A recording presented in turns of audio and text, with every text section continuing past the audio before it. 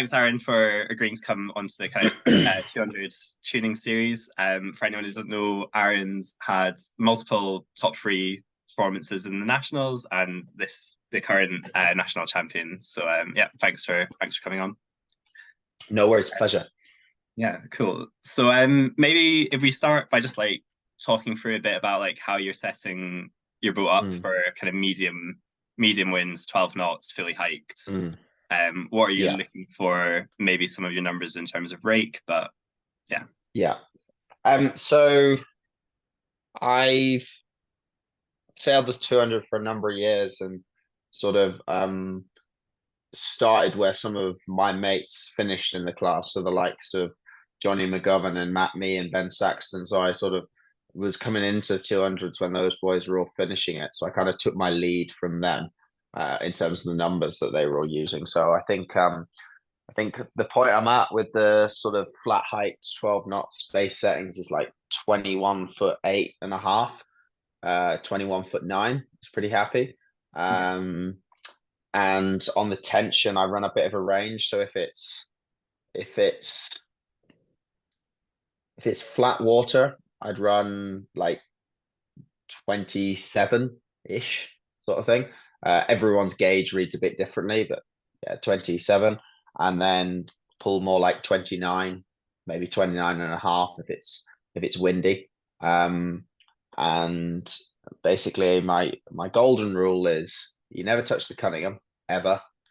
On the new style boats, you either sail with 2 holes showing or 3 holes showing. If you've got 2 holes showing, the crew can hike off the jib sheet. If you've got 3 holes showing, the crew is capable of closing the leech on the jib, and you need to be a little bit more variable on the jib sheeting. Jib. That's on the aft jib car position on the aft side of the car. Okay. Yeah. And then my golden rule is like, I can talk quite a lot about tensions and stuff like that, but like the basis of how I sail the boat is I'm trying to not vang for as long as possible and use main sheet tension for a long time and hike really, really hard against it. But the moment I have to ease the main sheet at all, the boom goes at all off centerline, I go really hard on the vang. So there is no sort of little bit of vang, a little bit more. I'm either sort of on main sheet tension or I'm vanging really quite hard against it. And then the moment the boom comes back onto the center line, the vang is straight off again and it's back onto main sheet load. And that's sort of the way I found of sailing the boat. I find most fastest. Okay. And if it was like really up and down conditions, would you ever have like some kind of half banging mode, or would it always just be all on or all off? I think if it was really variable, trying to have the boom sort of slightly off center line is always a good place to start.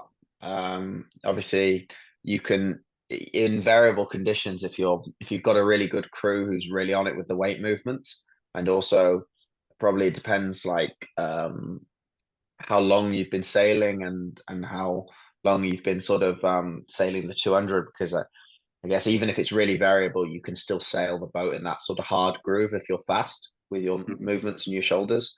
But I think if you're probably maybe limited or you're slower in and out of the boat, then trying to find a setting where you've got a nice leech profile in the mainsail that's allowing the boat to accelerate, and but you're also able to eke height as you trim in on the main sheet. Just finding a nice point where you've got a good mainsail profile, and then the boom can sort of just pivot on the vang at that point, and probably trying to sail, I'd call it like an easy to sail mode in a boat sort of thing. So you have it in a lot of the classes I sail where you somebody in the boat will say easy to sail mode, and that just means sort of give yourself a chance a little bit. So make the boat a little bit easier to sail a slightly smoother groove, maybe don't sheet the leeches quite so hard. And then if it was that variable condition, I'd go into that mode, and then that allows you to get your head up and get your head out of the boat and make a good decision, or have a look at the fleet or where the ley line is, sort of thing. Versus if you're trying to sail the boat really hard all the time, you can suddenly find yourself, you go head out and you fall out the groove, and suddenly you've lost 2 boat lengths because you've made a mistake, like got windward heel or something like that. Okay. Yeah, nice. And then moving on to like the jib, so more specifically, so you said you can close down the slot on the jib. Are you looking so the leech telltale on the jib? What are you kind of looking for from that? Um, well, basically, if you got two holes showing behind the jib car, doesn't matter how hard you pull the sheet. Yeah. Generally, what will happen is you will flatten the foot before the leech closes, Okay. because basically sails are designed. They have a lot of sails. Old school boats will have a sheeting line that's drawn at about 45 or 50% sheeting angle. Okay, down the clew. That's 50% of the way down the luff length. Okay, so if you measure down your luff, you mark it, and then you take a line from that straight down through the clew board. That would be the sheeting angle that the sail is designed to be trimmed at. If you have two holes showing behind the jib car, that's trimming at about 40% angle. And then the foot of the jib, if you pull on the sheet really hard, will go flat before you're able to close the leech. So basically, a 200 jib isn't a very complicated sail. It's got a very fine angle of attack on the luff, and it's very flat all over. And it hasn't got a lot of returns. It hasn't got a lot of seam shape in the panels higher up. So it basically doesn't close.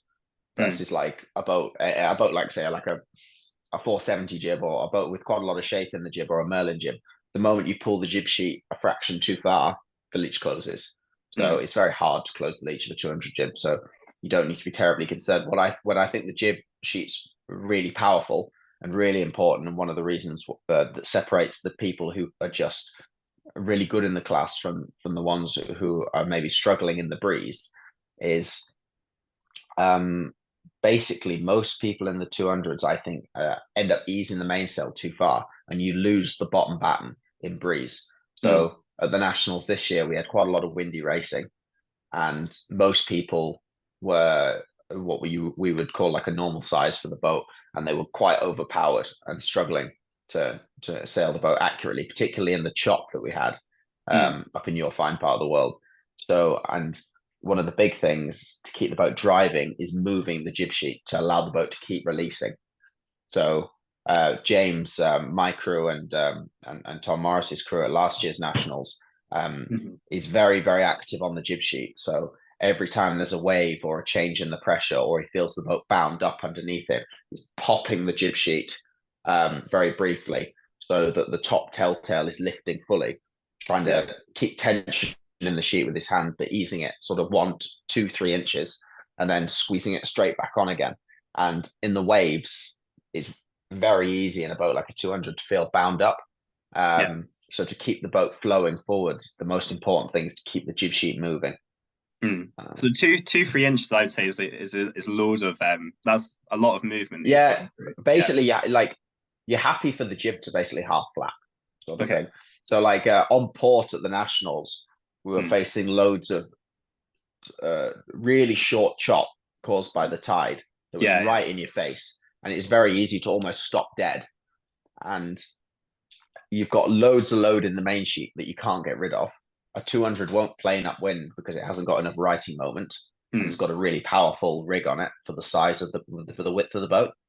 So you have to release that power, otherwise the boat will just bind up, and you'll get too much weather hell, and you've just got too much drag on the boat, basically. So you have to release some load. And that's helping you avoid using too much main sheet. That's avoiding you having to ease the main sheet so far that it's then impeding on the slot.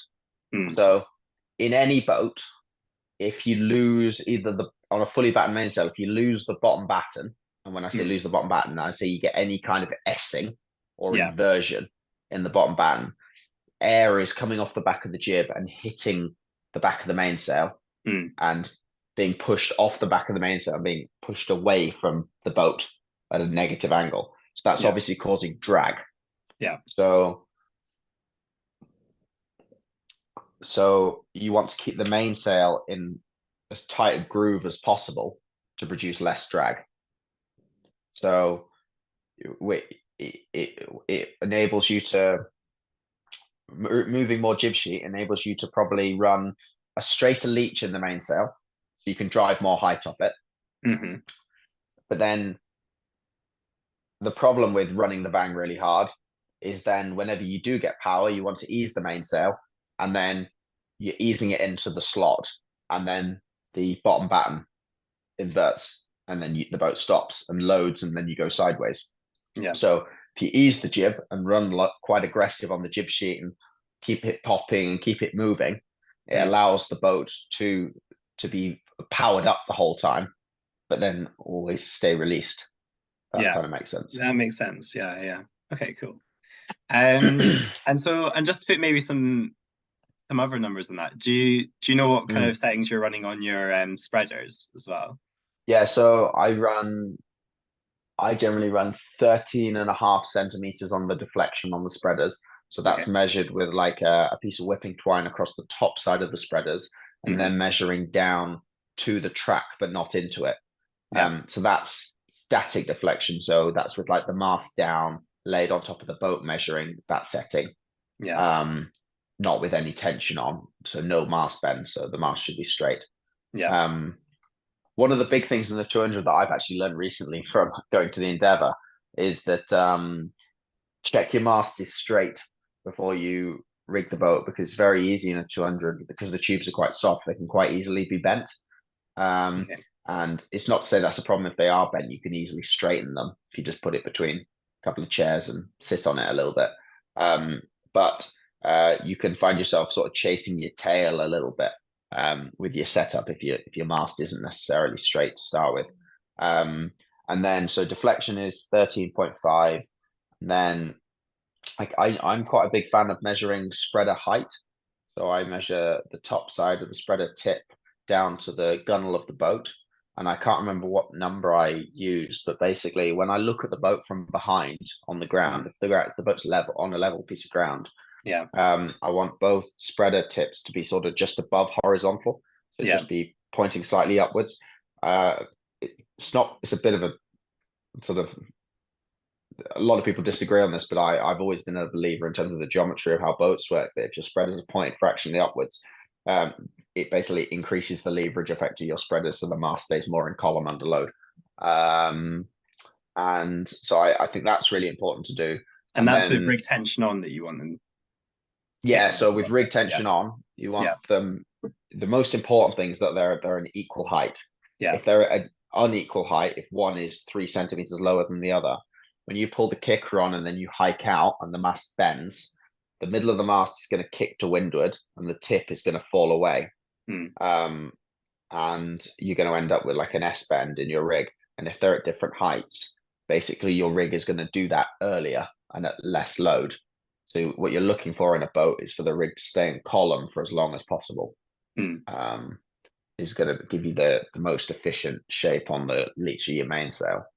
And the other thing, I think there's 2 other things I wanted to mention. One is really important that the spreaders are in line. So when you step to the side of the boat, if you bend down and look through the spreaders and line both shrouds up just above the chain plate and take a line, so both spreaders, you can't see either one of them. They're both in a perfect line, and then look up the spreader. If your spreaders are perfectly in line, you should be able to only see the shroud all the way up.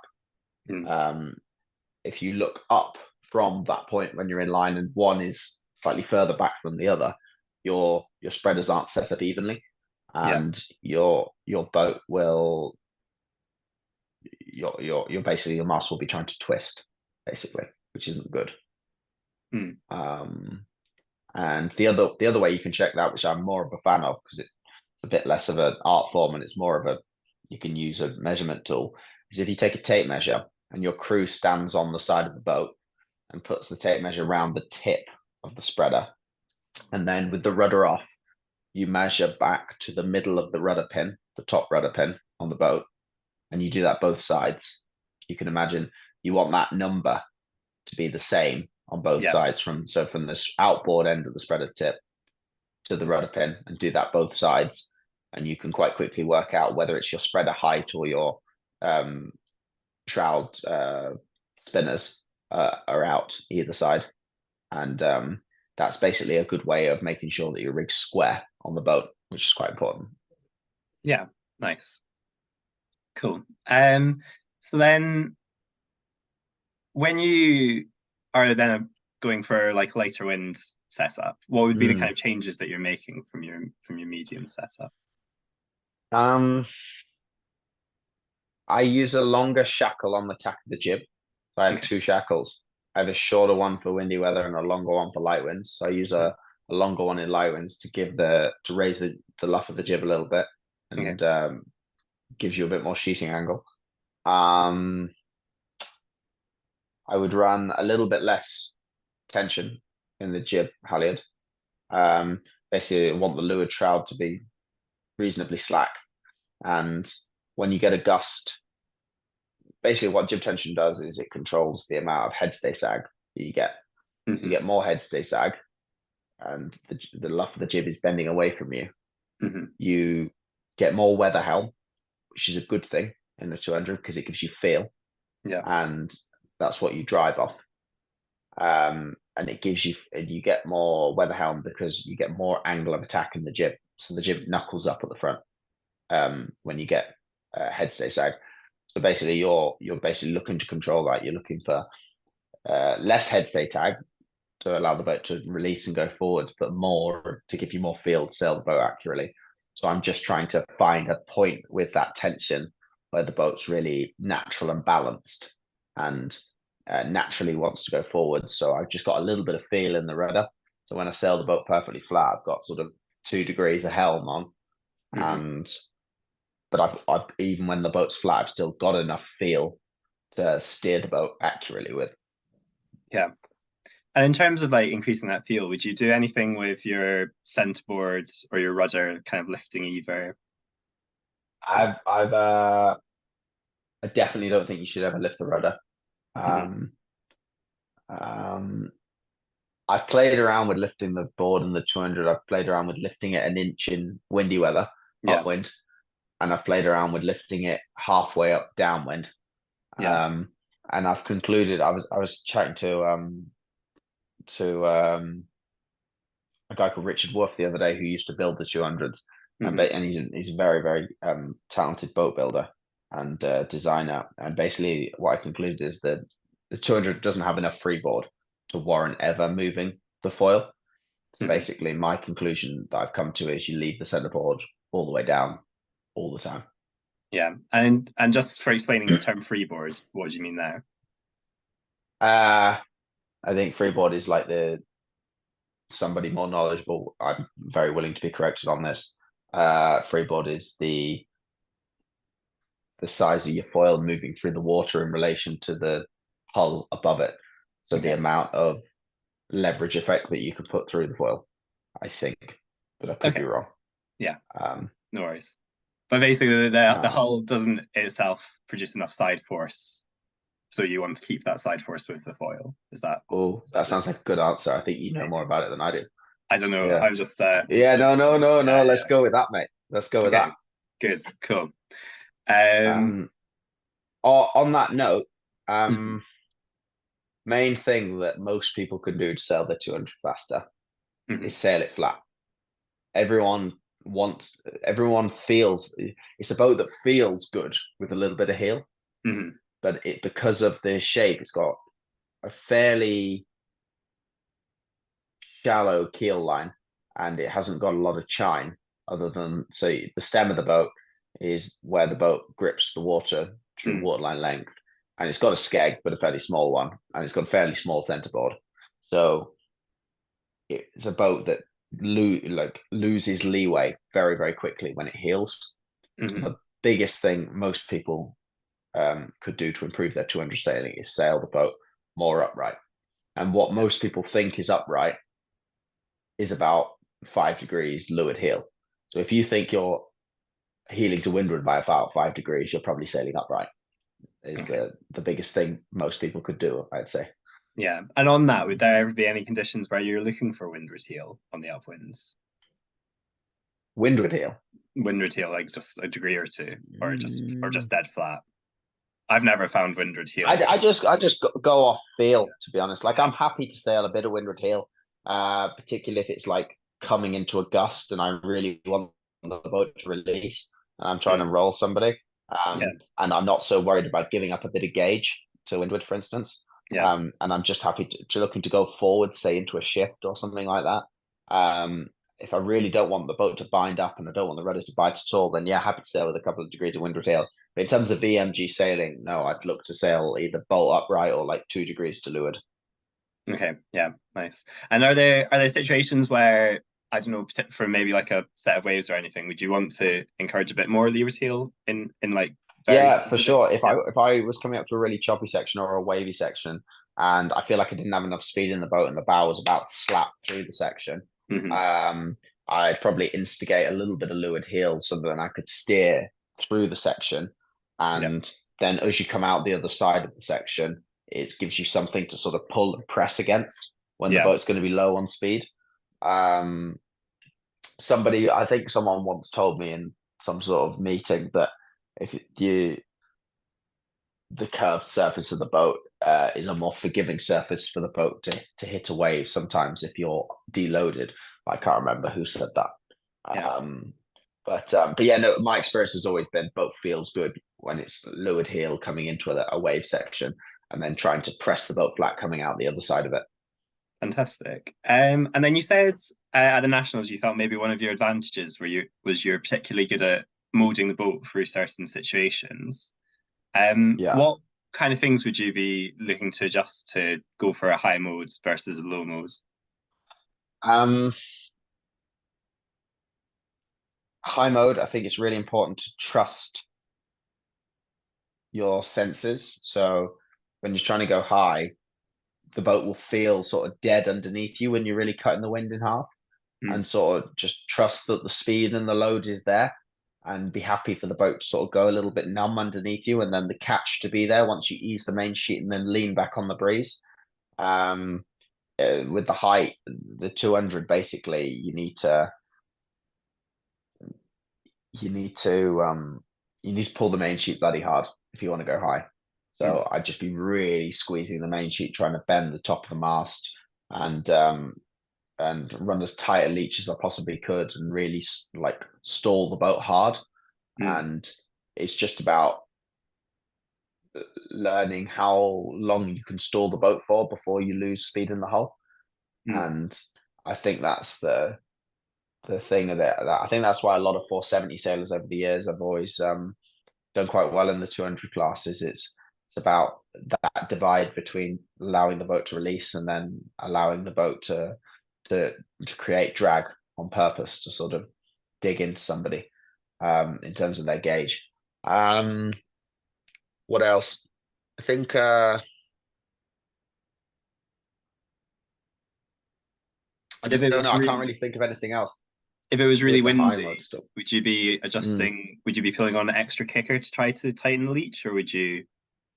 Um, How would you be sorting that one? that's a good question. Yes, I think I might. I think I might be pulling the kicker. I mean, as I say, I pretty much max out the kicker most of the time in the 200 Mm, anyway. So my overbend crease will be basically coming all the way down into the clue okay. of the mainsail. And but yes, I might pull the main sheet a little bit harder if I was looking for a bit more height. If I was looking for a short-term amount of height, um, I would probably ease the kicker in breeze, like to so it almost wasn't engaged, and Mm, then so you're pulling really hard on the main sheet, which is obviously looking to head the boat up, yeah. but will also stall the boat quite quickly. So if you're looking for a short-term amount of height to maybe try and get somebody on starboard or to make a windward mark, for instance, Mm, then you can ease the bang and you can hike an yeah. unsustainably hard amount for a short period of time, and then the boat will go higher naturally. Okay. Um, I'd say those are the main things. Yeah, I mean that sounds pretty good. And then the opposite. So if you're trying to roll someone, what would you be trying to adjust there? um, I'd maybe, if I wasn't so worried about my height and I was happy just to bear away a little bit, Yeah. then I happily ease a little bit of bang, put a little bit of twist in the mainsail, allow the top three battens to sort of twist off a little bit. Um, and you're looking for the mainsail to break sort of 50 to 75% of the way up, and then maybe run a little bit of twist in the jib, so a little crack on the jib sheet, allow the sort of trim tail to be lifting a little bit, maybe getting towards the vertical, maybe running sort of couple of degrees of windward heel if it was windy and the boat was going well. And then I often find getting the crew to move back a little bit helps as well. So getting the crew to sort of hike off the back end of the crew tow strap, so like their back leg is against touching the thwart, and then the crew's almost thigh to thigh with you. I think is quite good just to get the stem of the boat out the water a little bit, and that just seems to give a feeling of allowing the boat to want to release forwards a wee bit. Yeah. And just hike really, really, really bloody hard. Yeah. Nice. Cool. And then at the moment in the class, you're allowed to kind of change battens and all that stuff. Is that something you've ever kind of played with, or? Are you allowed to change battens? So the rules for that at the moment state this is really interesting because me and the lads have discussed changing battens for years and always joked about it, and always sort of called each other out for being a bit too keen for doing it. Yeah, but so it's something I've wanted to do for years. But I was told by your predecessor in the class that it was illegal. I'm very interested to know if it is or not. So I mean, so it's something. It's a little bit of a grey area in the rules, but basically at the moment it's under a list of things, and this is off the top of my head, but it's off a list of things where you can change it for a similar type. So it's whether or not you read the similar type to mean similar that sounds like a grey area. Or if you just read it to mean like similar so like something else that's also called a batten would be a similar type. Yeah, I think so. I think I think I'm just trying to remember exactly how the rules words is. But so if I put a piece of spaghetti in my gaff batten, would that be considered illegal because it's an Italian food type rather than a batten? So I think it's in a list of things where I think you'd want it to be the same construction for sure. So I don't think going to carbon battens would be allowed. But I think if it was fiberglass, because you're also allowed to, there is a section which says that you're allowed to adjust as required, which means that you could run it through. So you could sand your battens, for instance, to make them softer or move the draft position. Exactly, or you could even, I suppose, laminate in extra materials to make them stiffer, right? Which is probably a bit extreme, but you'd probably just get a stiffer batten at that there point. There we go. Now we are getting keen now, aren't we? Okay. Well, yeah, but anyway, we've been chatting about that in the committee, and I think there's the general consensus is to close that one down. But I quite like the idea of being able to adjust it. That's kind of what fiddling with boats and making them go faster is almost what I do for my day job. So I'm a big fan of that being legalized. I think for us it would be great. I think most of the class is probably not on our wavelength. I think in terms of the class being accessible for as many people as possible, which is like the heart of what the 200 class is about, I think it probably isn't a great thing. And the decision might alienate a few people because a few people, maybe like myself and a few other sort of notable individuals who do the whole like British sailing team thing, might be slightly advantaged with the sort of technology that we have access to. And I think that might sort of upset a few people. And I think it'd be the wrong direction for the class to go in. I think the reason why I loved the class, and I think so many people do, is because anybody can get a 200. And if they sail it well, they can be fast. Do you know what I mean? Yeah, I mean, I agree. I think that is the point, right? But in terms of just like things that you obviously could adjust, tension being the main one, would you be doing much with that? Yeah, a little bit. So I go out on my rough number and then play around with the tension small amounts, just to sort of control the amount of headstay sag that I'm getting. So like it kind of depends. I've always been a big believer in setting up for the lulls rather than the gusts. Really important to have the boat releasing and fully powered up in the lulls of the day that you're sailing in, and then you can sort of fight your way through the gusts a little bit. Yeah. But if you sort of set up for more breeze than you've got, then you're not going to be having a very nice time in the lulls, and you're going to be going sideways, or someone's going to be going over the top of you, which isn't very fun. So yeah, I just sort of set up the jib halyard until I feel the boat's really nicely balanced. And with the amount of vang I'm using, I've got the amount of leeward shroud flop that I like, and I've just got the right amount of sort of give in the boat, if that makes sense. If you basically if you pull too much jib halyard tension, the headstay stands up, but then you get a really fine entry on the jib, and then that's really hard to sail to. So in your hand on the tiller, the boat will feel quite numb, and it'll feel like there isn't a lot of vibration, there isn't a lot of feeling coming from the boat, and obviously that's quite hard to sail to accurately. And so it's a bit of a balancing act with that. So yeah, I try and gauge it on that mostly. Yeah. Um, Nice. And yeah. just and then in terms of like batten tensions, would you be trying to make those? Would you ever try to tighten those in the sail, or would you just kind of get them to hold I them shape? never in any boat I sail, I don't change the batten tensions for the condition. I don't believe in that sort of thing. Yeah. Basically, I think a lot of people try and treat batten tensions like it's a bit of a dark art. I don't think it really is. The batten that you've got in your sail has much more effect than the amount of tension you put it under. Yeah. The really important thing is sails stretch and they bed in a little bit and they shrink over time with UV and stuff like that. But I think the most important thing is like when you get a new sail, hopefully the battens are backed all the way off, which they're not always are, but it'd be good if they are. Otherwise, you've got a knackered mainsail. And I try and just tighten them till I feel a little bit of tension in the thread, and then my personal method is I then back off 1/2 turn from feeling a bit of pressure. So if I feel there's a little bit of pressure on the thread and the batten will pop, it'll invert and then come back and invert and then come back. I'll then maybe back off a turn or maybe a full turn. And then the really important thing is the battens pop easily. So particularly the top two battens, when you're tacking or jibing, you're not struggling to pop the battens. If you're struggling to pop them on a jibe, the battens are too tight. It's really important that you don't have to shake the mainsail or roll the boat around too much to be able to pop those battens. I'd say that's the most important thing.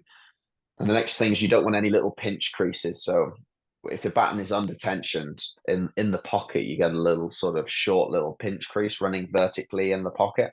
If you've got any of those at any batten vertically up your mainsail, then you just need to tighten that batten adjuster a wee bit. Yeah, I think I noticed like looking at other boats, one of the things that a lot of people have is a lot of those creases on the very top batten, and that can be like common problem for people. Yeah, and also if you got those, you sail smaller, so tighten them up and make your sail a bit bigger. And yeah, I think that if you look up your mainsail and you've pulled your vang on to sort of an acceptable amount and you're hiking and the boat's flat and one of your leech tail tails, all your leech tail tails are streaming nicely and one of them isn't. I often see that someone has got their batten tensions a little bit unevenly tight because they've basically got more return in the leech or hooking the leech a little bit more. Either that or their mainsail left curve's not been cut evenly, but who could imagine that in the RS classes? Yeah, fab.